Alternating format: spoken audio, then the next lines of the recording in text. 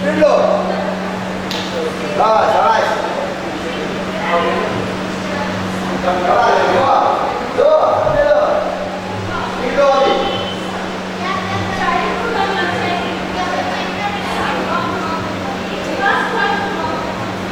Stop. Stop. अब आगे आगे हिलाएं सामने आओ जो साथी ला दो अपना साथी ला दो ऐसा ही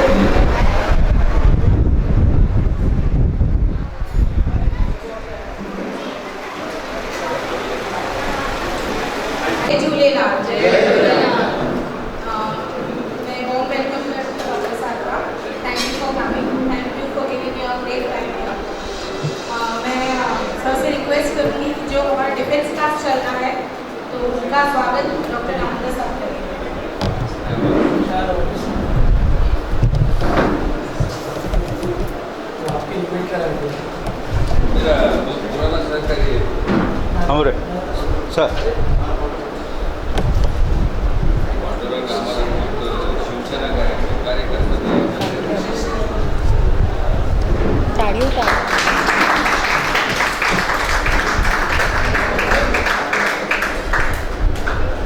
थैंक यू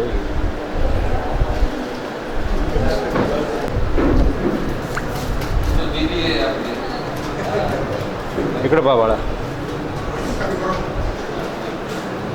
ठीक आहे ठीक आहे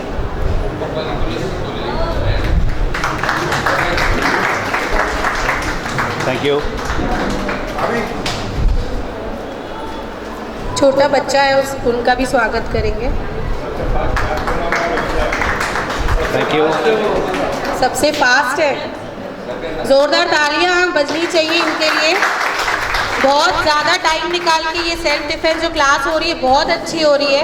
अभी भी टाइम है हमारे पास, ज़्यादा से ज़्यादा एंट्रीज होनी चाहिए कल।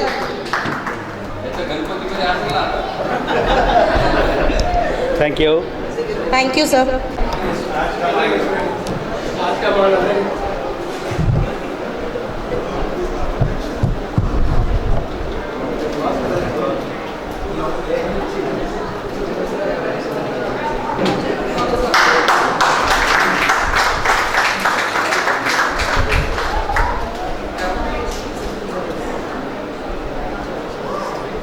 Thank you. Thank you. आप सर से पूछ सकते हो पूरा उनके मार्गदर्शन के बाद।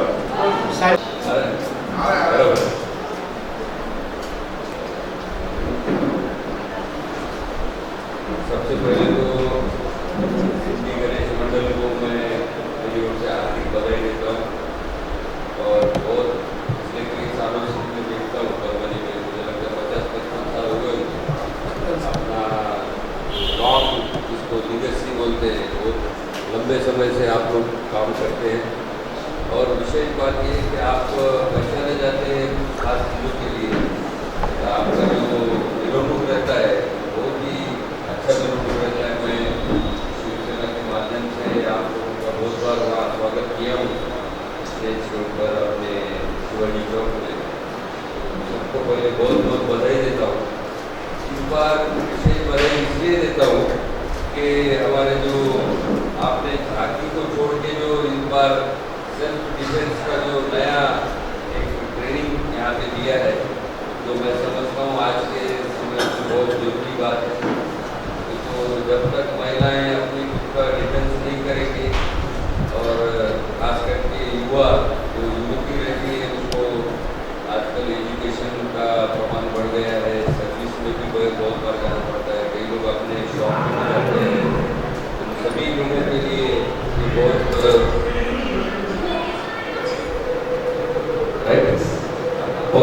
हो जाता है कि खुद का डिफेंस खुद कर सके।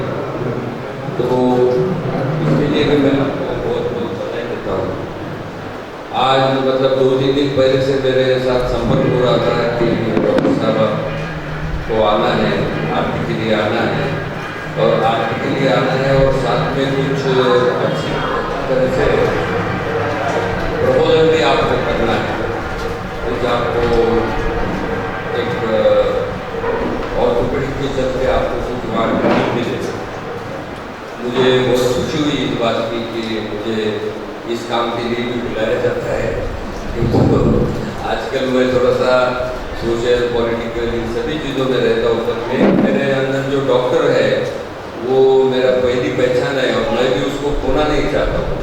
ये सबसे बड़ी बात है कि तो मेरे को उसने ही पहचान दी है कि परभणी में डॉक्टर नावंदर, विवेक नावंदर, ये पहला नाम डॉक्टर वो ऑर्थोपेडिक बोल के चलता है और बात की पहचान मेरी सब सेकेंडरी है, ऐसे समझता हूँ मैं। इसलिए उस बात के लिए भी मैं आपका बहुत बहुत आभार व्यक्त करता हूँ। अब रही बात ये ह्यूमन बॉडी के बारे में, मैं कुछ ज़्यादा समय आपको नहीं बोलने वाला। कुछ इम्पोर्टेंट बातें जो आपके रोज़मर्रा के जीवन में आपको फायदे की रहेगी उतनी मैं बताता हूँ कि ह्यूमन बॉडी एक बहुत कॉम्प्लेक्स सिचुएशन है, जिसको बीच में थोड़ा इंग्लिश शब्द अपने चले गए, आप सभी लोग जानते हैं। जब तक इस शरीर का कोई पार्ट हम गंवाते नहीं है या उसके ऊपर कोई धोखा नहीं होता है या कोई डेंजर नहीं क्रिएट होता है, तब तक अपने को उस चीज़ का इम्पोर्टेंस नहीं रहता। तो ह्यूमन बॉडी को आप एक मशीन के साथ तुलना कर सकते हैं। एक सिंपल मैकेनिक्स है, जैसा एक व्हीकल है, उसको 4 पहिए रहते हैं, उसको कार्बोरेटर रहता है, उसको एक ऑयल पंप रहता है, उसको शॉक ऑब्जर्वर रहते हैं। हर चीज़ इंसान के शरीर में भी है। अगर आप उस शरीर से उस चीज़ को देखो तो आप समझ सकते हो। और जैसा हम समझते हैं कि जैसे गाड़ी का रख रखाव है वो एक मैकेनिकल थिंग है, जीवित चीज़ नहीं है और उसको भी रख रखाव करना पड़ता है। आप किसी चीज़ को इस तरह से नहीं चला सकते अपनी मर्जी से कि हम इसको देखेंगे ही नहीं, तो आपका का होना निश्चित है। तो इसके उसी तरह से ह्यूमन बॉडी को भी आपको अब देखने का समय आ गया। पहले इंसान की प्राथमिकताएं जो थी, प्रायोरिटी जिसको हम बोलते हैं, वो कुछ और थी, और अभी अपनी प्रायोरिटी जो है वो कुछ और है। पहले आपके पहले जनरेशन में नाम कमाना, पैसा कमाना, इसको बहुत ज़्यादा प्राथमिकता थी, और अभी जो है वो अपन थोड़े बहुत अच्छी तरह से सभी लोग मोटा मोटी सेटल हो जाते हैं, और उसके बाद में अपने को एक अच्छा जीवन व्यतीत करना, ये भी साथ में एक उसकी प्रायोरिटी अपनी अब चेंज होती जा रही है। मैं ये ऑब्जर्व करता हूँ कि खासतौर पे जितने पढ़े लिखे लोग हैं, जितने वेल लोग हैं, जितने एफ्लुएंट क्लास के लोग हैं, वो अपने शरीर के बारे में काफ़ी सजग रहते हैं और चाहते हैं कि अपने शरीर को कम से कम हानि हो, कम से कम धोखा हो, और कम से कम त्रास हो, ताकि कम से कम डॉक्टर के पास जाने का काम करें। अभी आपके मालूमात के लिए वैद्यकीय क्षेत्र में भी ऐसी नई नई चीज़ें आ गई। अभी आपको पीडियाट्रिक्स मालूम था, अभी जीरियाट्रिक्स आ गया है। जैसा पीडियाट्रिक्स पहले था वो छोटे बच्चों से डील करता था, अब जीरियाट्रिक्स वो है जो बूढ़े आदमी के साथ डील करता है। तो विज्ञान में प्रगति हो रही है, डायग्नोसिस इंप्रूव हो रहा है, इन्वेस्टिगेशंस बढ़ गए हैं, इलाज के तौर तरीकों में भी कई सारे चेंजेस, बदलाव आ गए हैं। इसके बावजूद भी आदमी कई बार अनहैप्पी रहता है, इलाज में उसको समाधान नहीं रहता, और इसकी वजह ये है कि उसको मेडिकल ट्रीटमेंट को प्रॉपर गाइडेंस नहीं देता उससे। तो मैं और एक आपको सुझाव दूंगा ऐसे कि मेडिकल गाइडेंस के लिए भी आप जितने लोगों को यहाँ बुलाने वाले हो, उनका एक कायम स्वरूपी एक टीम बना दो कि भाई ऐसे कोई चीज़ हो, आप भले कहीं पे भी गुना ऑपरेशन करो, औरंगाबाद करो, और कहीं बड़े सेंटर पे करो, पर राय जरूर लेके काम करो। तो ये चीज़ कैसे है, इन मेडिकल फील्ड डाइवर्सिफाइड ओपिनियंस रहते हैं। ओपिनियंस कैसे रहते हैं कि भाई एक चीज़ है, एक बुखार का पेशेंट आता है तो डॉक्टर सोचता है कि नहीं, इसको इस तरह से इन्वेस्टिगेट करना चाहता है, दूसरा चाहता है तो बोलता है मैं इसको एक बार कुछ पैरासीटामोल वगैरह दे के देखूँगा, 2-4 दिन इंतजार करूँगा।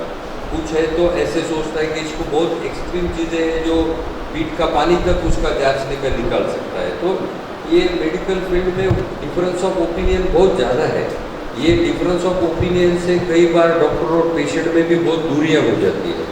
तो आप ऐसा एक टीम डॉक्टर लोगों का भी बनाइए जो आपको विश्वास पात्र लगते हैं, और उनको समाज के माध्यम से आप आगे जाके उनको पूछते जाइए कि भाई हमारा फला केस है, ये ऐसा ऐसा सिचुएशन है, और इस चीज़ को हमको इस तरह से काम करना है आगे, whether we are on right track और रॉन्ग ट्रैक। मुझे गर्व है, अभी मेरे इतने 30 ईयर्स का मेरा प्रैक्टिस हो चुका है, और मैं 10,000 से ज़्यादा ऑपरेशन कर चुका हूँ। मेरा कामयाबी का जो सक्सेस रेट है वो भी मैं बहुत अच्छी तरह से मेंटेन कर चुका हूँ। जब ऑर्थोपेडिक्स में ऐसा है कि there 2 to 3% natural failure rate जिसको बोलते हैं, कि डॉक्टर अच्छा करने के बाद भी वो हड्डी जुड़ती नहीं है, फिर भी वो रेट को मैंने कई गुना नीचे रख के ज़्यादा से ज़्यादा उस चीज़ को सक्सेस किया है। और ये नाम कमाना बहुत डिफिकल्ट रहता है, इसमें थोड़ा सा सोशल एंगल भी चाहिए, थोड़ा एकेडमिकली भी स्ट्रॉन्ग चाहिए, फिर आपका थोड़ा सा स्किलफुल काम भी चाहिए, और इस तरह का सब जब जोड़ मेल जोड़ होता है तो मुझे लगता है कि रिजल्ट ये अच्छे आते हैं। तो जितना आप ओपिनियन लेंगे, जितना आप डिस्कस करेंगे, जितना दो लोगों को बताना है, अविश्वास नहीं है, आप जरूर ओपिनियन लेते रहिए।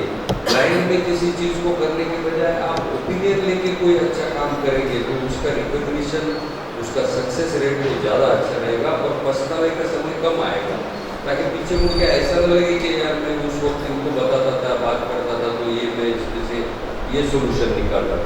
तो ये अपन एक विनम्रता से मैं कहना चाहता हूँ कि इस तरह से आप थोड़ा बहुत, ये भी एक सोशल फोरम पे आप अच्छा काम करते हो, इसलिए आपको मैं राय दे रहा हूँ कि आप ऐसा कर सकते हैं। अब रही बात एक ऑस्टियोपोरोसिस या मेरे हड्डी के विभाग से जुड़ा हुआ जो एक विषय है, उसके बारे में मैं एक 5-10 मिनट आपको कुछ ब्रीफ बातें बोलता हूँ। इसमें कि सबसे पहली बात यह है कि आप सभी लोग जानते हैं, जैसा गाड़ियों का भी ढांचा रहता है, वैसा ह्यूमन बॉडी में भी बोन्स उसको शेप देते हैं। अच्छी तरह से आकार देते हैं। उसकी इंसान की हाइट है, उसका कद है, उसकी चलने का उसका गेट, जो वॉकिंग पैटर्न जिसको बोलते हैं, ये सब तय होता है, ये हड्डियों के ऊपर तय होता है। और हड्डियाँ मतलब आप जानते ही होंगे कि 206 हड्डियाँ ह्यूमन बॉडी में रहती हैं और ऑलमोस्ट 100 के करीब जॉइंट्स हैं, छोटे मोटे मिला के। अभी हड्डियों में भी कुछ फ्लैट बोन्स है, कुछ लॉन्ग बोन्स है, कुछ मेम्ब्रेनस बोन्स है, कुछ कार्टिलेज है।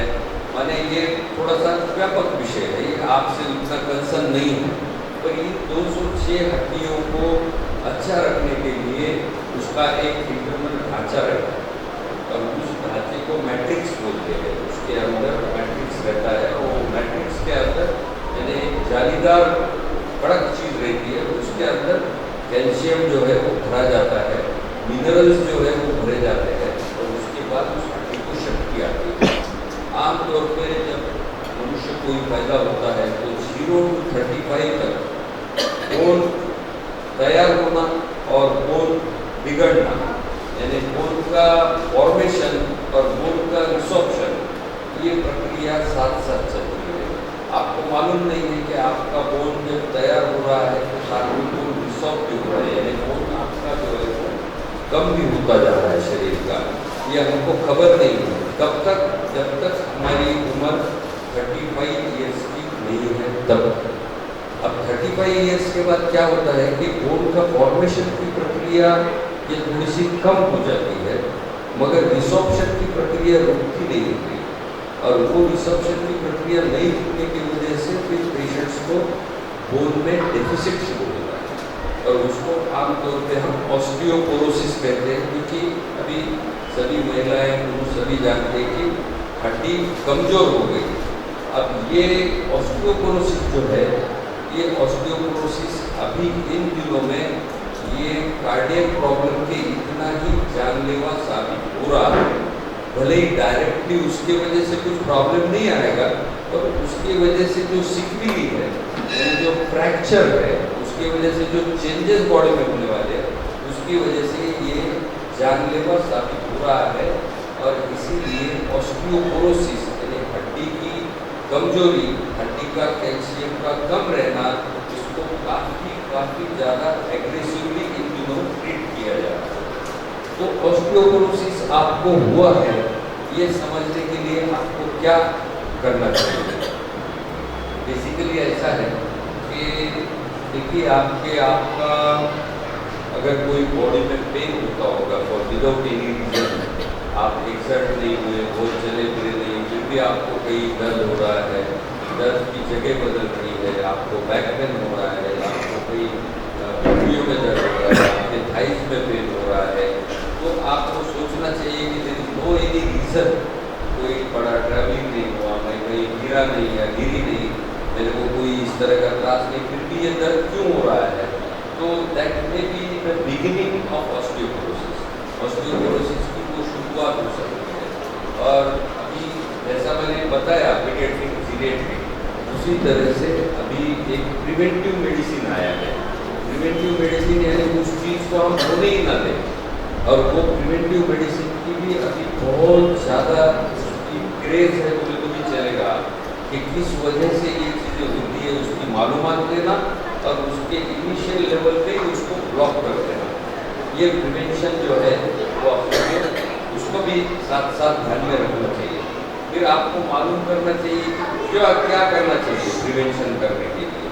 अब प्रिवेंशन में ऐसा है कि जो आप डॉक्टर साहब को बताते हैं वही सबसे बड़ी बात है कि आपका आहार जो है वो संतुलित रखें। संतुलित रखें माने उसमें हर चीज़ चाहिए, डाइट में ग्रीन वेजिटेबल भी चाहिए, प्रोटीन भी चाहिए, कुछ कार्बोहाइड्रेट भी चाहिए, कुछ फैट भी चाहिए। आप लोग जैसे जिस कम्युनिटी से बिलोंग करते हैं वैसा मैं भी मारवाड़ी समझते आता हूँ, तो हमारे इधर जो ये खान पान का जो प्रिंसिपल है वो थोड़ा इतना देखा नहीं जाता। हम थोड़ा सा ज़्यादा ऑयल, ज़्यादा घी, इन चीज़ों को हमारे जो भोजन में है उसका मात्रा ज़्यादा रहती है, तो इसलिए काफ़ी लोगों को जो है वो इस तरह की समस्या का सामना करना पड़ता है। आप सेडेंटरी हो, आप बैठे हो, एक जगह पे ही बैठे रहते हो, हो, आप कुछ एक्टिविटी नहीं करते हो, तो भी आपको इन चीज़ों का सामना करना पड़ता है। तो मोटा मोटी ऐसे है कि आपको प्रिवेंशन के लिए अच्छा खान पान भी रखना चाहिए, संतुलित आहार रखना चाहिए और अच्छे खासे एक्सरसाइज करना चाहिए। विशेष तौर पे ये तो सभी बीमारी के लिए हुआ, पर ऑस्टियोपोरोसिस में ऐसे है कि जो शरीर में कैल्शियम की मात्रा जाती है, वो जो चीज़ें रहती है, जैसा हमारा चीज़ है, पनीर है, योगर्ट है, दही, और उसके बाद कुछ ग्रीन लीफी वेजिटेबल्स है, कुछ जो चीज़ें जो शेल में रहती है, जैसा पिस्ता है, ये मतलब ये चीज़ें जिसके अंदर कोर में उसके मैक्सिमम अमाउंट ऑफ कैल्शियम आपको मिलता है, दूध है, तो ये सब चीज़ों को आपको आपके आहार में रखना है। ये सब संतुलित चीज़ें लेने के बाद ये होगा ही नहीं, ऐसा नहीं है। ये सब लेते हुए आपके शरीर में अच्छी मात्रा में विटामिन डी भी रहना चाहिए। उनको ये खाने के बाद अगर विटामिन डी अगर बॉडी में नहीं रहा, तो उसका एब्सॉर्प्शन है, उसका इंट्रिंसिक जो फैक्टर रहता है, जो अपने पेट में अपनी जो व्यवस्था है डाइजेस्टिव सिस्टम की, उसमें जब स्मॉल इंटेस्टाइन से ये पास होता है, तो इंट्रिंसिक फैक्टर अगर स्ट्रॉन्गली प्रेजेंट ना रहे, तो आपका कैल्शियम आपके खाने में जाएगा और आपके मेले में वो दिक्कत है। तो वो कैल्शियम का एब्सॉर्प्शन आपको स्ट्रॉन्गली करने के लिए बहुत अच्छी मात्रा में विटामिन डी चाहिए। फिर विटामिन डी कहाँ से मिलता है? वेरी सिंपल, आपको विटामिन डी सनलाइट से मिलता है। आप आजकल देखते हैं हम लोग ज़्यादा AC, क्लोज चेम्बर, इसमें ज़्यादा रहते हैं, और बहुत कम लोग ऐसे पर्पसफुली, जिसको सन बाथ बोलेंगे या एक्सपोजर टू सन, ऐसा बहुत कम रहता है। रहा तो भी कैसे कि हम बहुत ही लिमिटेड टाइम के लिए जाते हैं तो भी आजकल बहुत बार अपन SPF 15, SPF 18, SPF 20 के सनस्क्रीन लोशंस लगा के जाते हैं कि अपने को स्किन को टैनिंग ना हो, इसका हर कोई कारण होता है। तो ये सब बातें भी उसमें अपने को कंसिडर करना चाहिए। फिर तो डायरेक्टली जब रेज आपने को मिलते हैं, अर्ली मॉर्निंग रेज, तो बहुत अच्छे रहते हैं। तो विटामिन डी का जो इंट्रिंसिक फैक्टर उसी से तैयार होता है। तो विटामिन डी आपको रेडीली अवेलेबल है, निसर्ग में है, आपको सिर्फ उसको लेना है। तो ये एक विटामिन डी के ऊपर आप जरूर गौर करना चाहिए। साथ ही साथ मुझे लगता है कुछ हैबिट्स है, पर्टिकुलरली जिसमें अल्कोहल और स्मोकिंग, ये दो चीज़ें ऐसी है जो विटामिन डी का इंट्रिंसिक फैक्टर कम है। कुछ लोग ऐसे हैं जिनको इन्फ्लेमेटरी बाउल डिसीज, यानी पेट का जो खाना खाते ही किसी को टॉयलेट को जाना पड़ता है, कुछ ऐसी पेट की बीमारियां हैं, उसमें भी इंट्रिंसिक फैक्टर जो है वो कम हो जाता है। तो इंट्रिंसिक फैक्टर को स्ट्रॉन्ग करने के लिए you must have a very sound digestive system. Digestive system sound रख के आपको सनलाइट का एक्सपोजर अच्छा करना चाहिए। ये कब तक चलता है? जब आप 35 तक 40 तक चलते हैं। अब 35-40 में मेल्स में तो इतना ज़्यादा फर्क नहीं पड़ता है, पर फीमेल्स में कुछ चेंजेस आते हैं। फीमेल्स के जो चेंजेस हैं वो हार्मोन रिलेटेड रहते हैं। हार्मोन के जो चेंजेस हैं उसमें आपको सडनली विटामिन डी लेवल आपके कम होना शुरू हो जाते हैं, और फिर वो विटामिन डी लेवल कम होने से आपका कैल्शियम का अब्सॉर्प्शन भी कम होना शुरू होता है। So ladies are very much prone for backache, neck pen, मतलब बॉडी एक जो ऐसा रहता है नॉन स्पेसिफिक बॉडी एक जिसको बोलते हैं कि आप उसको शब्दों में नहीं बोल सकते कि एग्जैक्टली क्या हो रहा है, पर हो तो रहा है। There is some feeling of not well being, यानी हमको अच्छा नहीं लग रहा है, ऐसी कुछ फीलिंग है, और इस चीज़ को आपको बहुत गौर से देखना चाहिए। ये जब भी आप नोटिस करेंगे वो 35-40, तो you should immediately think of getting it corrected. तो ये और कुछ नहीं है, ये सिंपल ऑस्टियोपोरोसिस है। अब आप बोलेंगे ऑस्टियोपोरोसिस क्या है? ऑस्टियोपोरोसिस यानी एक डायरेक्ट वो स्टेज नहीं है ऑस्टियोपोरोसिस, क्या सडन विड्रॉल नहीं होता है बॉडी का कैल्शियम। उसके पहले आपको क्या होता है? तो ऑस्टियोपीनिया होता है। वो ऑस्टियोपीनिया, फिर ऑस्टियोमलेशिया, ऑस्टियोपोरोसिस, ऑस्टियोपेनिया ये थोड़ा इनिशियल स्टेज है। कुछ लोगों के हम एक्सरे निकालते हैं और एक्सरे निकाल के उसको जज करते हैं ऐसा पेशेंट आने के बाद, और फिर उसके ऊपर उसका ग्रेडिंग करते हैं। वो ग्रेडिंग के बाद ये तय करते हैं कि नहीं अभी इनको ऑस्टियोपेनिक और ही इज इन ऑस्टियोपेनिक स्टेज। तो ऑस्टियोपेनिक स्टेज में इलाज जो है वो ज़्यादा आसान होता है। क्यों? तो वहाँ सादी गोलियाँ, सादे प्रिकॉशंस, सादे डाइटरी वेरिएशंस, इस पे काम चलता है। इसलिए earlier pickup is the best thing. पर आमतौर पे कैसा है कि एक अपनी रोज़मर्रा की ज़िंदगी में हम उसको इतना वैल्यू नहीं देते, और कई बार उसको हम साइड ट्रैक कर देते हैं। तो कुछ समय के चलते फिर ब्लाइंड हो जाते हैं ऑस्टियोमेलेशिया और ऑस्टियोपोरोसिस। फिर ऑस्टियोपोरोसिस का जो एक बार वो इस्टेब्लिश हो गया तो सिर्फ ड्रग्स यानी simple drugs like vitamin D will not solve the problem. फिर आपको कुछ एलेंड्रोनेट बोल के कुछ आपको लेना पड़ेगा, साथ में कुछ और अच्छी दवाइयाँ हैं जैसा साल्मन कैस्टोनिन बोल के नया प्रोडक्ट आया है वो आपको लेना पड़ेगा। यानी कि आपका इलाज थोड़ा सा महंगा और जटिल होता जाता है, बार बार डॉक्टर के पास जाना पड़ेगा।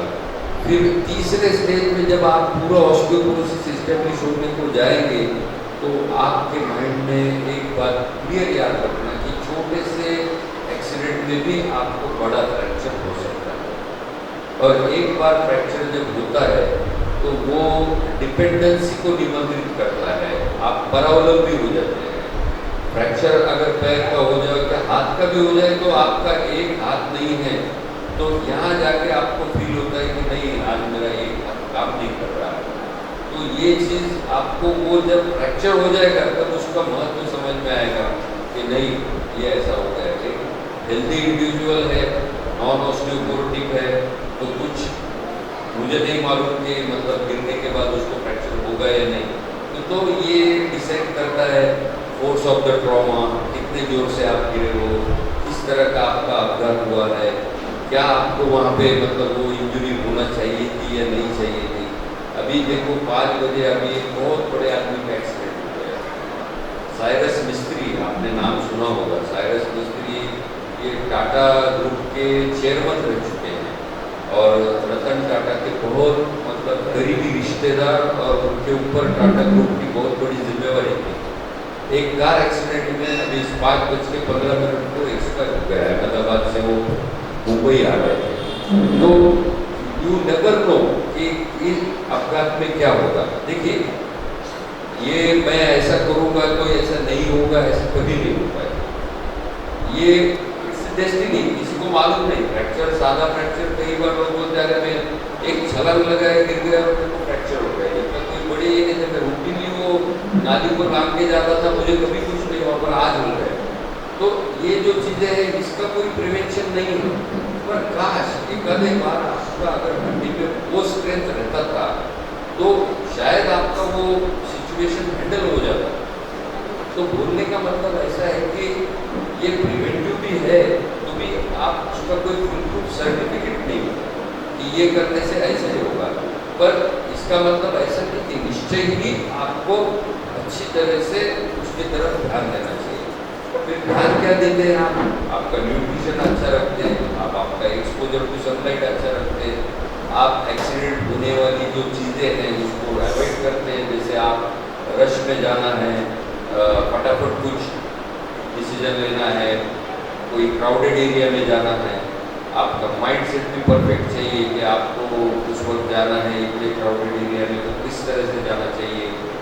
ये देखो ये सब बातें हैं ना ह्यूमन साइकोलॉजी से रिलेटेड बातें।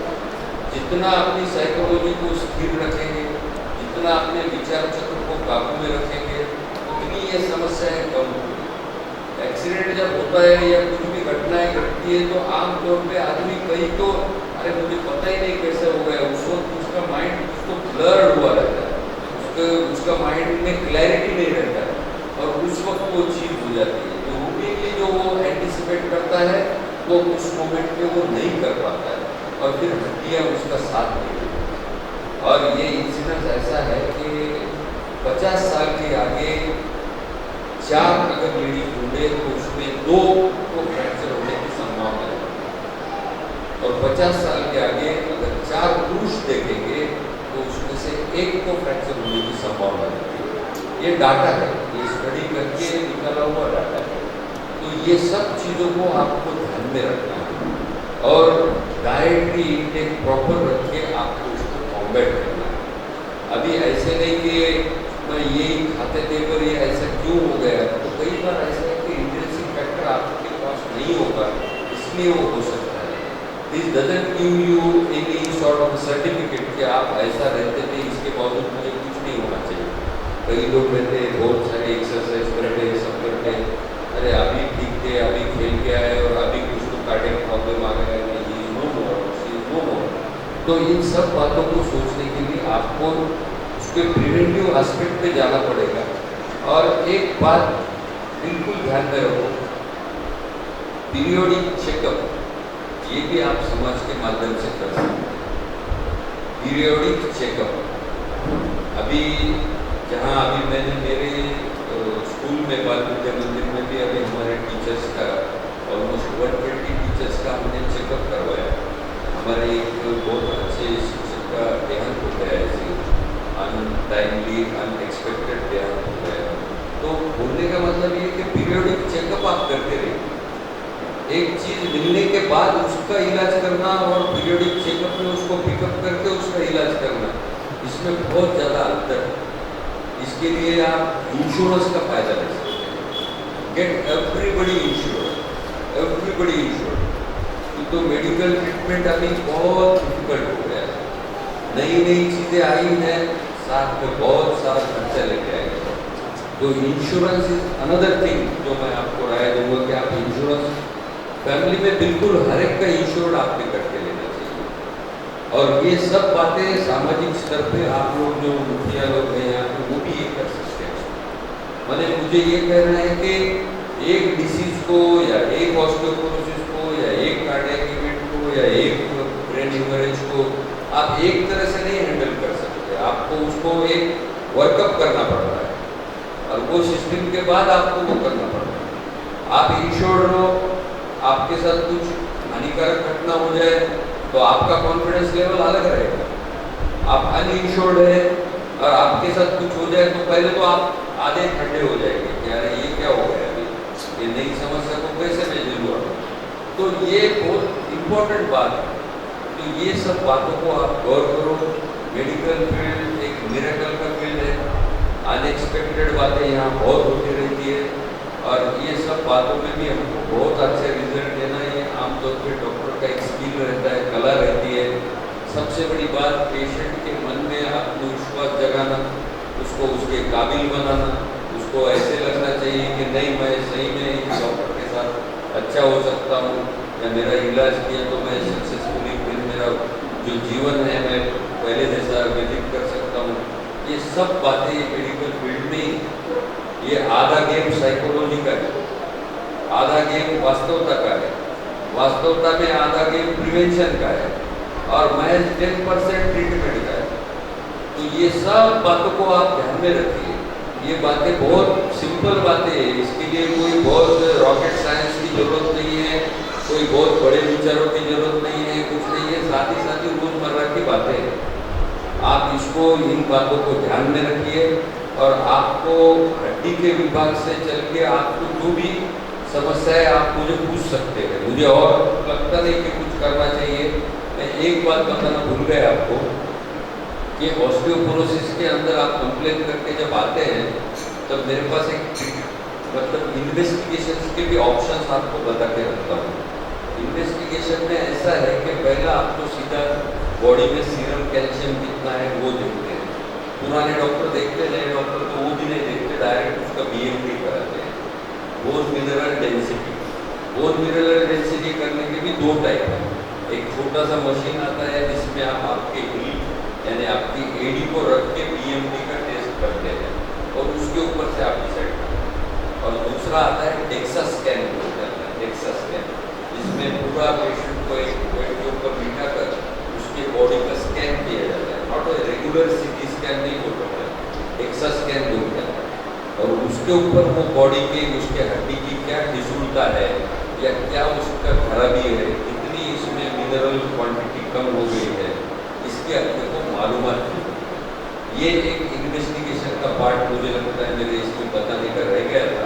और दूसरा ट्रीटमेंट वाला पार्ट जो मैंने बताया कि कैल्शियम के लिए dietary supplementation is the best supplementation. अभी नॉनवेज एक आधा अंडा का व्हाइट पार्ट खाना कोई ये नहीं है, चीज़ या योगर्ट या ग्रीन वेजिटेबल्स या कोई भी शेल रहता है उसको कोई भी मतलब क्या बोलेंगे आप उसको प्रोटीनेशियस थिंग्स इस तरह जैसी चीज़ें आपकी सारी मूंगफली भी आपको सप्लीमेंट करेगी उसके अंदर। और इसके साथ साथ दूसरी भी चीज़ें हैं, जैसे जहाँ गोलियों का रोल आता है ना, तो magnesium is also equally important like calcium और जिंक। मैग्नीशियम और जिंक अगर साथ में अच्छी मात्रा में आपको मिलता है तो भी आपका कैल्शियम का मेटाबॉलिज्म में इम्प्रूवमेंट होता है। ये एक विशेष बात आप आपके माइंड में रखिए। कई बार आप सिर्फ कैल्शियम की दवाई लेते भी आपको रिलीफ नहीं होता है, तो ध्यान में आना चाहिए कि नहीं, इसको जिंक और थोड़ा सा मैग्नीशियम से भी आपको सप्लीमेंट करना चाहिए। तो इस तरह का ओवरऑल ये पिक्चर है। जैसा मैंने बताया कि ऑस्टियोपोरोसिस के ऊपर बहुत सारा अभी संशोधन चल रहा है कि कई बार सब कुछ अच्छा रहते हुए भी हड्डियाँ क्यों कमज़ोर हो जाती है। कई हड्डी के भी कई कैंसर है, और हड्डी को ऐसे मत समझिए कि सिर्फ शरीर को आधार देता है। हड्डी का और एक बहुत बड़ा काम है कि अपने शरीर में जो ब्लड है उसमें जो पेशी देते हैं ना अपन, जो पेशी आती है वो हड्डियों में ही जनरेट होती है, तो वो भी एक बहुत बड़ा चीज़ है। जैसे लॉन्ग स्टैंडिंग एनीमिया भी होगा तो आपको ये समझना चाहिए, तो कहीं तो भी ये ऑस्टियोपोरोसिस से इसका कंसर्न है। कई बार लेडीज लोग है, जेंट्स कोई भी जिसको पाइल्स का प्रॉब्लम होगा, जिसको मेंसेस में ज़्यादा बढ़ जाता होगा, तो आप लोग उसी के इर्द गिर्द सोचते रहते हो। पर कभी कभी ऐसा भी होता है कि आपके हड्डी में ही कुछ बेसिक बीमारी हो, तो वो भी आपको थोड़ा सा मालूमात करके लेना चाहिए। सो बाय एंड लार्ज ट्रीटमेंट को 2-3 कैटेगरी में आप उसको डिवाइड कर लीजिए। पहला है तो आपके सिम्टम्स को पहले खुद एनालाइज करो, डोंट गेट पैनिक, उसमें कोई पैनिक होने की जरूरत नहीं है। सिम्टम्स को एनालाइज करके आप सप्लीमेंट भी खुद लेके देखो न्यूट्रिशनल घर पे ही। अगर इसके बावजूद कुछ कमी रहती है, जैसे विटामिन डी का कहीं आप में कम है, अभी आम तौर पर हम पहले नहीं करते थे, पर विटामिन डी लेवल और B12 level, B12 particularly those who are vegetarian, और विटामिन डी का लेवल इन ऑल, तो ये बहुत ज़्यादा आजकल अल्टर्ड आ गया है। तो ये भी एक बात के ऊपर अपने को गौर करना चाहिए, और प्रिवेंशन में करेक्शन करके डाइटरी न्यूट्रिशनल ये करके एक जगह पे पहुँच के उस चीज़ को समझ के उसका इलाज करना बहुत बहुत बहुत जरूरी है। फ्रैक्चर ऐसी चीज़ है, इलाज तो सभी फ्रैक्चर्स के होते हैं, पर मैंने जैसा बताया कि एक फ्रैक्चर होता है वो पूरे फैमिली को डिस्टर्ब कर देता है।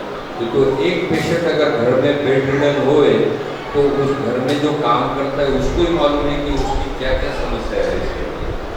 और अभी आपको हर चीज़ मिल सकती है, पर जो क्लास ऑफ लेबर, जो सेवाभावी वृत्ति से काम करने वाले लोग आपको कहीं नहीं मिलेंगे, वो घर के ही आदमी को करना पड़ता है। और घर का हर आदमी अभी के फैमिलियल सेटअप में जो है वो बिजी हो चुका है।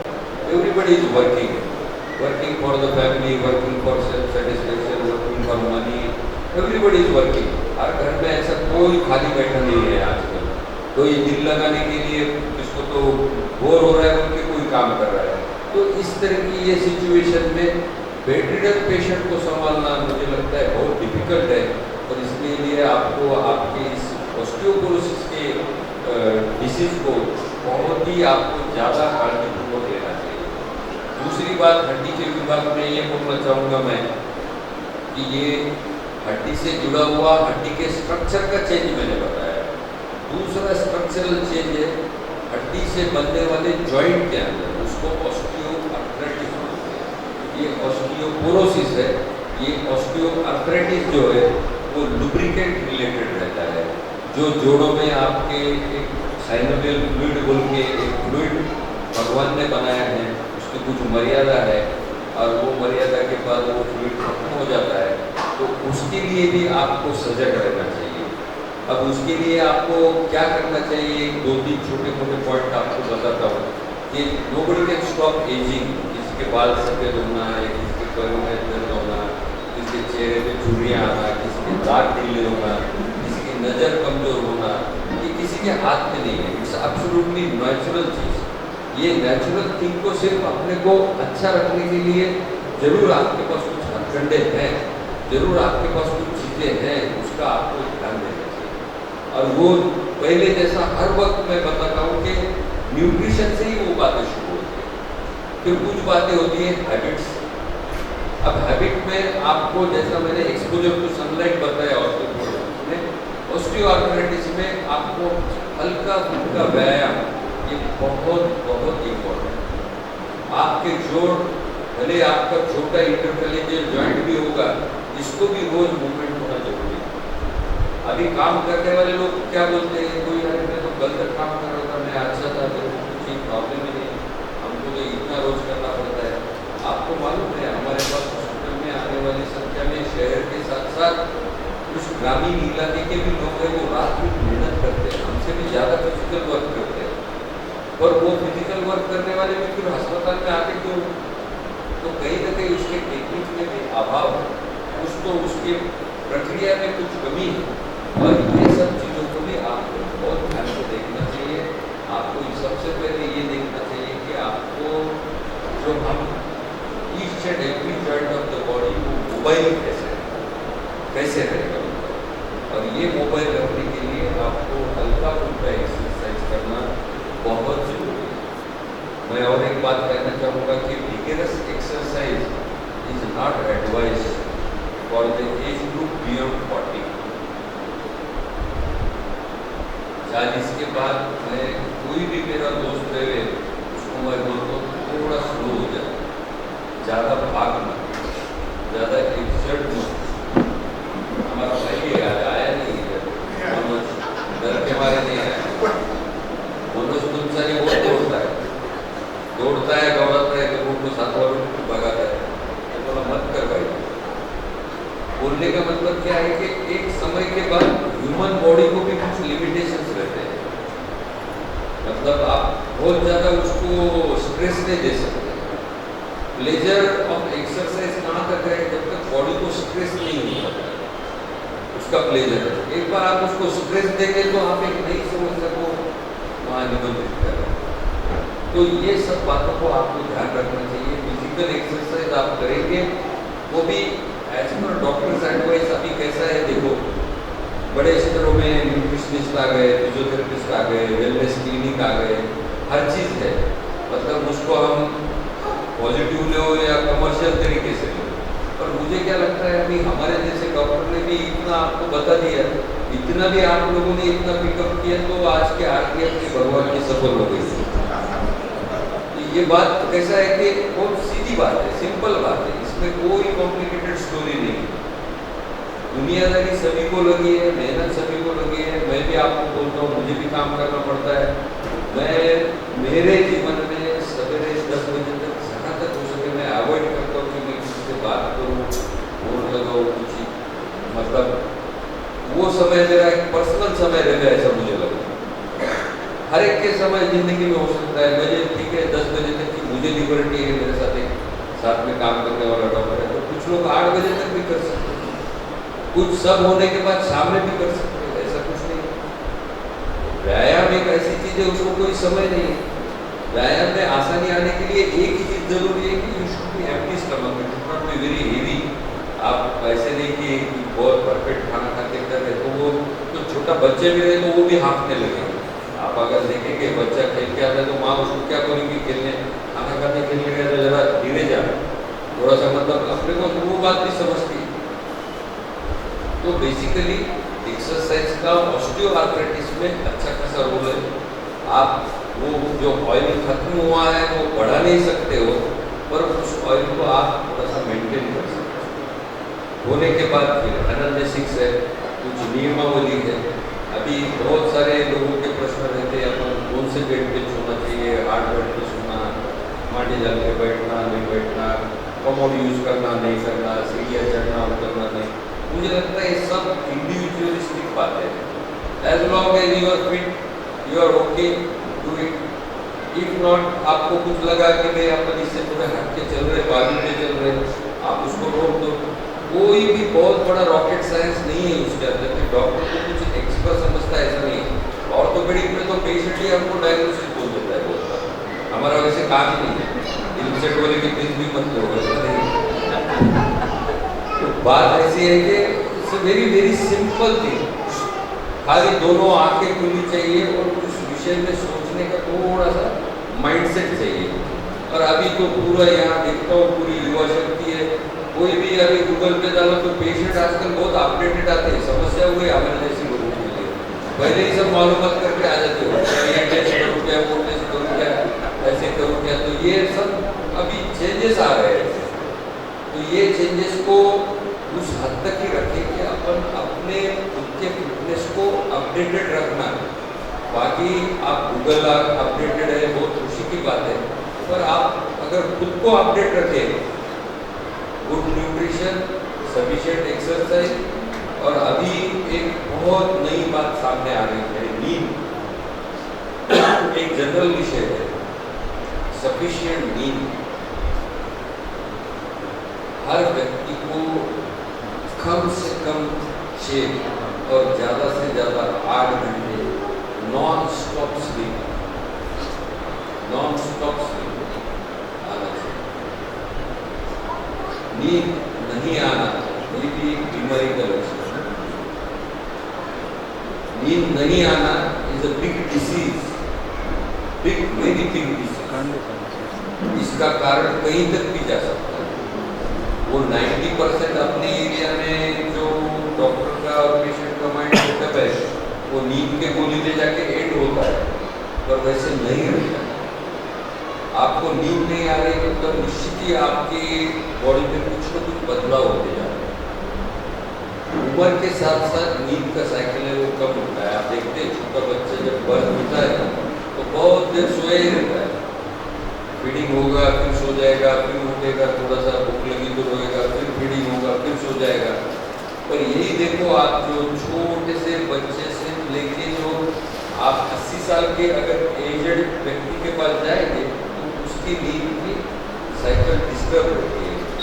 घर में अगर कोई बाबा जी होंगे तो 4 बजे ही उठ के बैठ जाते हैं, तो उनका नींद का साइकिल चेंज होता है, स्लीपिंग आवर्स जो है वो कम हो जाते हैं। तो नींद आमतौर पे एक उम्र के 15-20 साल से लेके तो 50-55-60 साल तक you should have sufficient sleep and without any help of any sleeping pill. नींद की गोली का मदद आमतौर पर मत लीजिए। ऐसा है कि कई बार थोड़ा थक जाइए, उससे अच्छा अगर आप 2 किलोमीटर चलते हैं तो 3 चलिए, 4 चलिए। कहीं तो फटीग हो जाओ तो ऐसा हो जाएगा कि बस खाना खाना और बाद में रेस्ट करो। मैंने ये बात के ऊपर भी आपको बताता हूँ, खाना खाने के बाद भी डायरेक्ट रेस्ट करना ये रॉन्ग है। थोड़ा बहुत वॉक करना ही चाहिए। मतलब बहुत आइडियल जिंदगी की बातें मैं भी नहीं करता हूँ, पर एक आपको बता रहा हूँ कि ये करना चाहिए। ये आइडियल लाइफ जिएंगे तो थोड़ा सा अपना जीवन ज़्यादा आनंददायी हो। तो नींद के बारे में भी मैं आपको ये बात आपके सामने रखा हूँ, कुछ न्यूट्रिशन की बातें भी रखा हूँ। बी कॉम्प्लेक्स का भी अपने शरीर पे बहुत अच्छा, मैं गलत नहीं समझता हूँ। अगर यहाँ बैठे बताना कि अगर एक रोज बिल्कुल जिंक की गोली भी खा ले कोई नुकसान नहीं। बी कॉम्प्लेक्स ये बॉडी में कैंसर की मात्रा भी कम करता है, जिसको हम फ्री रेडिकल्स एक्सकैवेंजर सेल्स बोलते हैं, जो कैंसर की मात्रा को ज़्यादा ये करते हैं, वो बी कॉम्प्लेक्स से कम होती है। मतलब ऐसे नहीं कि बी कॉम्प्लेक्स भी खाओ, इधर से गुटखा भी खाओ, ऐसे नहीं। पर बी कॉम्प्लेक्स की जो मात्रा है वो अपने को अगर बॉडी में कंपेरेबल अच्छी रही तो कई छोटे मोटे प्रॉब्लम भी सॉल्व हो जाते हैं। वो कैल्शियम के इतना ही इम्पोर्टेंट है, that is not my subject, पर वो डेफिनेटली इम्पोर्टेंट है। इवन कैल्शियम के एब्जॉर्प्शन में भी बी कॉम्प्लेक्स का कुछ हद तक रोल है। तो ऐसे एक शरीर का ढांचा है। एक ही बात कहना चाहता हूँ, बहुत प्रिसीजन से बनाया हुआ ये शरीर है। जिसने किसी ने हार्ट देखा होगा ओपन होने के बाद, आपको तो किसी को पसंद नहीं आया। हम जैसे लोगों ने जो देखा है, वो हार्ट जो मैकेनिक्स से काम करता है 72 टाइम्स बीट होने का, दैट इज रियली अनबीटेबल। आप कल्पना करो कि क्या फोर्स उसको ड्राइव करता होगा कि वो बराबर 72 बार आपका हार्ट बराबर काम करता है, और जब रुक जाता है तो एवरीथिंग इज ओवर। तो ह्यूमन में बॉडी में ऐसी कई चीज़ें हैं। आँख है, एक आँख चली जाए तो नॉट ओनली आदमी का ब्यूटी नहीं जाता है, उसका विजन चला जाता है, तो डिप्रेशन में चला जाता है। आँख अगर खाली आप देखो, मोबाइल के एक्सेसिव यूज से अगर आपके कान को कम सुने आता होगा, तो आपका कान गए तो आप कितना बड़ा नुकसान है आपका, बहुत बड़ा नुकसान है। हमारे एक डॉक्टर फ्रेंड है, उमर उनकी फ्रेंड माने मेरे पिताजी के फ्रेंड है, वो बोलते हैं कि माझी बायको मला बहिरे म्हणते। He is a doctor, he was a doctor, he was a renowned doctor, but what his wife is telling कि ये बहरे हो गए। बहरे बोल तो ऐसा एकदम नहीं, ये बहरे हो गए, एक स्टिग्मा हो गया ना, एक लांछन हो गया ना आपके ऊपर, एक कुछ तो डिसीज हो गया ना वो, कि आपको सुनने नहीं आता।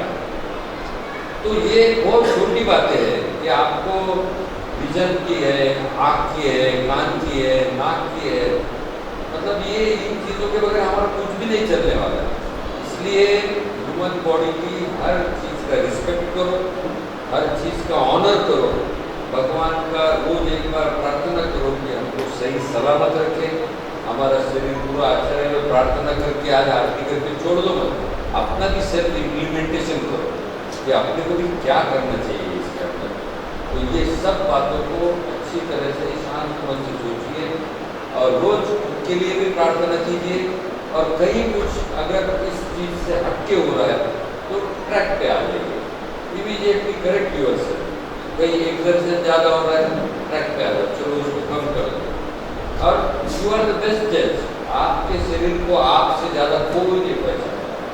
डॉक्टर को भी पहचानने के लिए आपको 10 सवाल पूछना पड़ता है कि आपने ये किया क्या, कल रात में आपने क्या खाना खाया था, आपको क्यों लूज मोशन हो रहे हैं, आपको फला क्यों हो रहा है, आपको मीटिंग हुई क्या, आपको हरदम ऐसा होता क्या, आप तुअर की दाल खाए तो आपको तकलीफ होती क्या। ये आपके 10 सवाल उनको पूछना पड़ता है। इसलिए आपके शरीर को आपसे ज़्यादा कोई नहीं पहचानता। आप समझते कि नहीं मैंने ये किया तो मुझे इससे अच्छा नहीं लगता है, और उसके बाद वो चीज़ सामने आती है और उसको आप ही ऑटो करेक्ट कर सकते हैं। तो इतनी सिंपल चीज़ है, बड़ा विज्ञान नहीं है, रोज के अनुभव से अपन जी सकते हैं, आंखें खुली रख के जी सकते हैं, और खुद के अंदर होने वाले छोटे छोटे बदलाव से भी आप सकारात्मकता से देख के आप जी सकते हैं। बस इतना ही आप सब लोगों को कहना चाहता हूँ। आपने यहाँ बुलाकर जो मुझे बात करने का मौका दिया है, इसलिए आपके मंडल का मैं आभार व्यक्त करता हूँ। और आपको अगर कुछ पूछना है तो वो भी आप पूछ सकते हैं। धन्यवाद।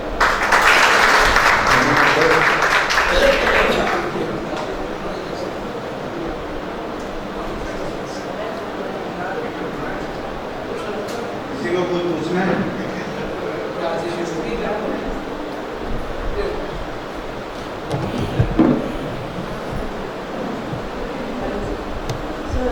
आजकल सनलाइट से विटामिन डी इतना पॉसिबल नहीं है, तो उसके लिए फिर सप्लीमेंट लेना जरूरी है। नहीं, एज ग्रुप सनलाइट किसको पॉसिबल नहीं है? जो लोग मतलब घर में रहते हैं, बच्चों को और तो कोई विषय नहीं, जो बाहर काम करने जाते हैं उनका भी कोई विषय नहीं। पर अब आपके जो उम्र वाले हैं या अनएक्सपोज टू सन है, वो लोगों ने विटामिन डी का सप्लीमेंट लेने में कोई गलत बात नहीं। बाजार में एक पुड़ी आती है 60,000 इंटरनेशनल यूनिट की विटामिन डी की।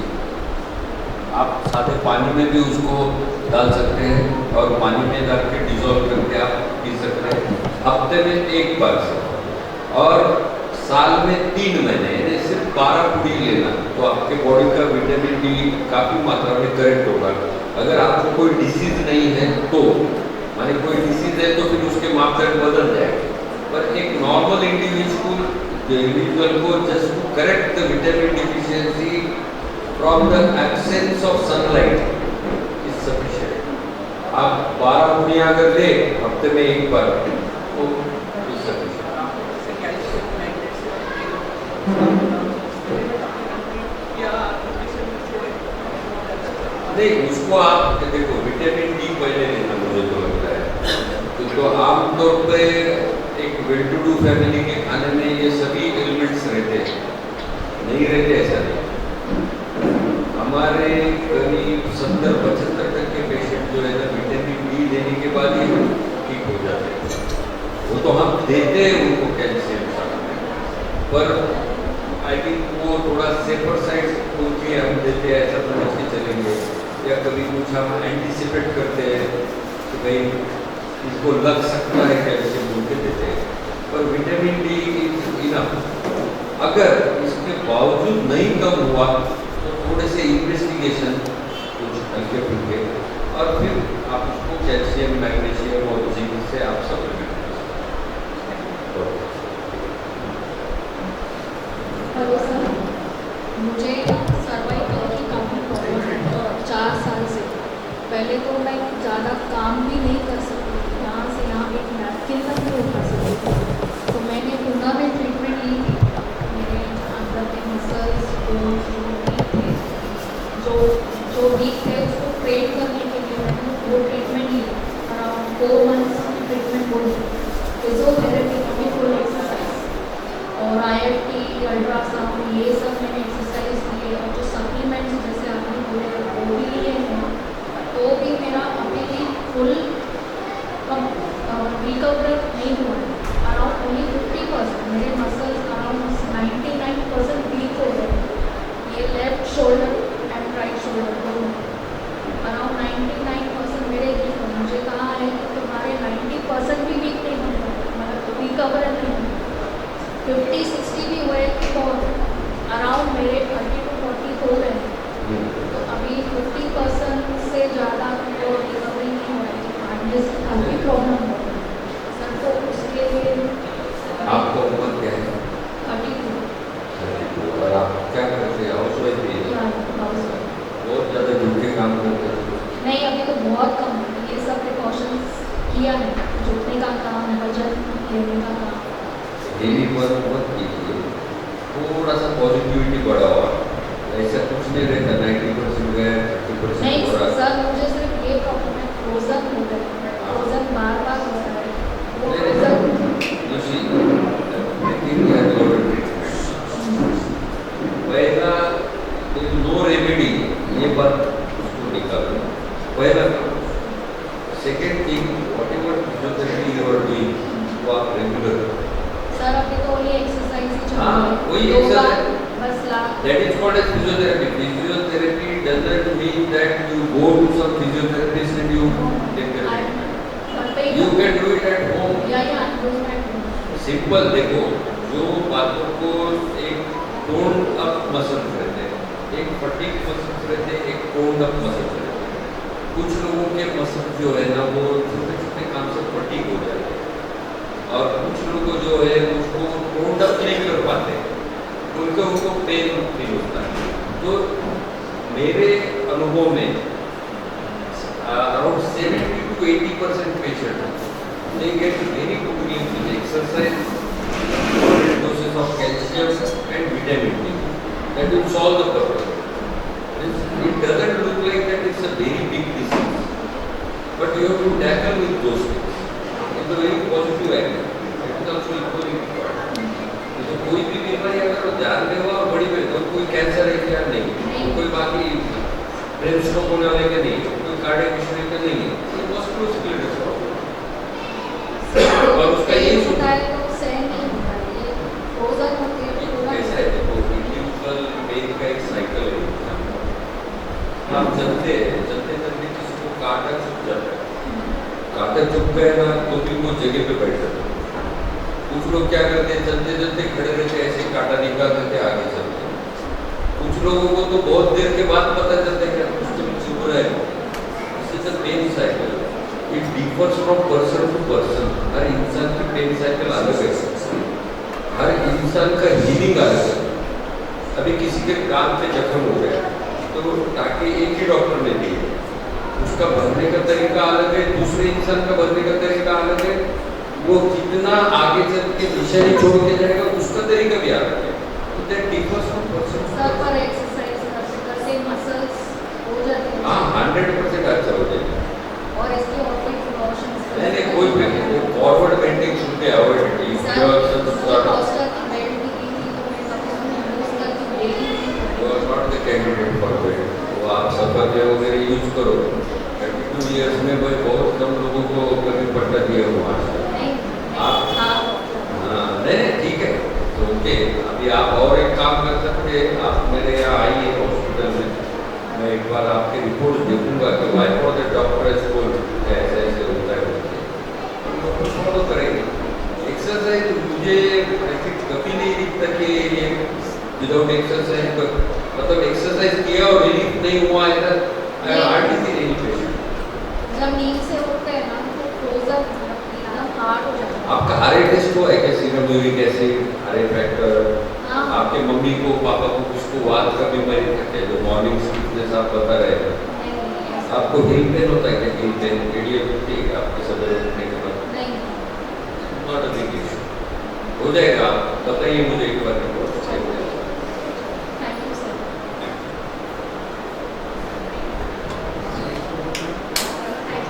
सर डॉक्टर अवधे सर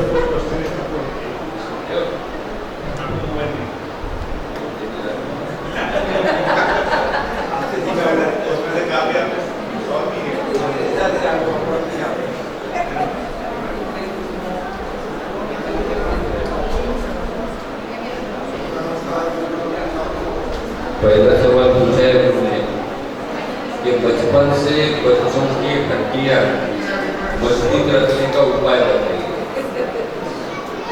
अभी ऐसे तो कोई उपाय नहीं है, तो भी मेरी फ्रैंक कि बचपन से किसी बच्चे की हड्डियां मजबूत रहना ना किसी माँ बाप की किसी के हाथ में। अगर आप चाहते हैं बच्चे की हड्डियां मजबूत रखना तो मैं इतना ही कहूँगा, रोज 1 गिलास दूध उसको सुबह पिलाइए, अच्छी तरह से खाता है तो इतना अंडा खिलाइए उसको, दैट इज नहीं। बाकी तो मैं नहीं समझता। और let him play, let him go for exposure to sunlight. Sunlight को एक्सपोजर भी उसको अगर अच्छा मिलता है ना तो that is enough.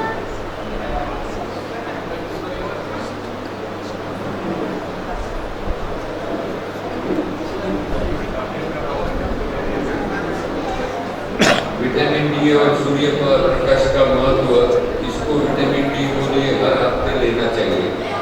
More than 40 years है ना, मतलब फिक्स कर देना कि मैं जनवरी फरवरी मार्च 3 महीने विटामिन डी कैलेंडर पे लिख देना और एवरी वीक लेना। मोर देन 40 ईयर्स के हर लेडी ने और मोर देन 45-50 के ऊपर हर पुरुष ने एवरी ईयर रिपीट करने में कोई हर्ज नहीं, कोई हर्ज नहीं।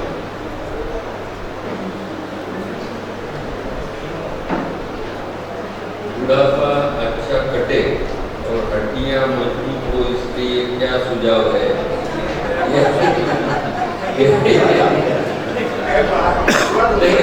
वो तो कहता है बुढ़ापा अच्छा कटे, इसमें बहुत सारी बातें हड्डियां मजबूत रहे, इसमें मैंने आपको बताया कि आपको किस तरह से, और न्यूट्रिशन ही बहुत इम्पोर्टेंट बात है। जादू की छड़ी पे जादू की छड़ी पे हमारे राज्य डॉक्टर को मिलना पड़ेगा सर। किडनी स्टोन वाले पेशेंट को कैल्शियम की पूर्तता कैसे करनी चाहिए, कैल्शियम की कौन सी गोली, इसमें भी आप विटामिन डी ले सकते हैं। आपको कैल्शियम की थोड़ी रुकावट हो सकती है किडनी स्टोन में, तो बॉडी में कैल्शियम डिपॉजिट होता है, उतना आप कर सकते हैं। योगा और कसरत का हड्डियों पर क्या लाभ है? बहुत ज़्यादा लाभ है।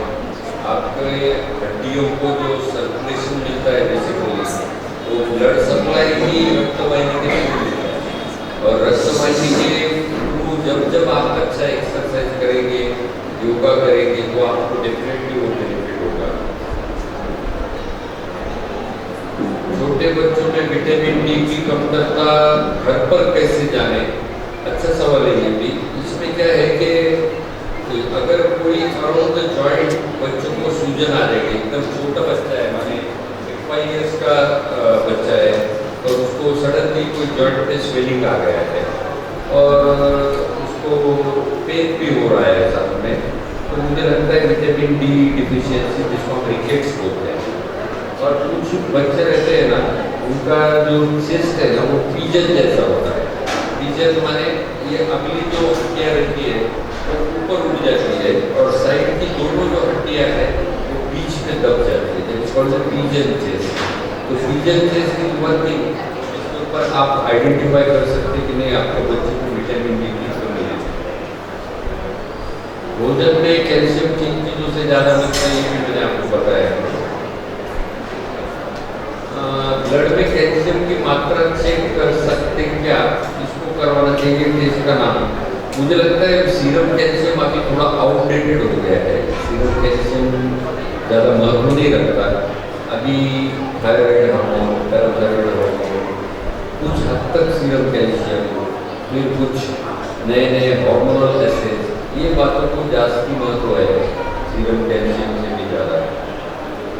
हाँ, ब्लड में विटामिन डी कब चेक करवाना चाहिए, तब जब आप नॉर्मल कोर्स में, अभी जो मैंने आपको प्रिवेंटिव चीज़ें बताई, इसके बाद आपका दर्द गायब नहीं होता है, तो आप सिर्फ विटामिन डी मत चेक कराओ। विटामिन डी के साथ आपको विटामिन B12 भी आप चेक कराओ। ये दोनों अगर आप चेक कराएंगे तो मुझे लगता है आपको उसका ज़्यादा फायदा होगा। अगर पर कोई भी बॉडी एक और पेन्स में है ना, बहुत ज़्यादा इन्वेस्टिगेशन का रोल नहीं है, उसमें करेक्शन का रोल है।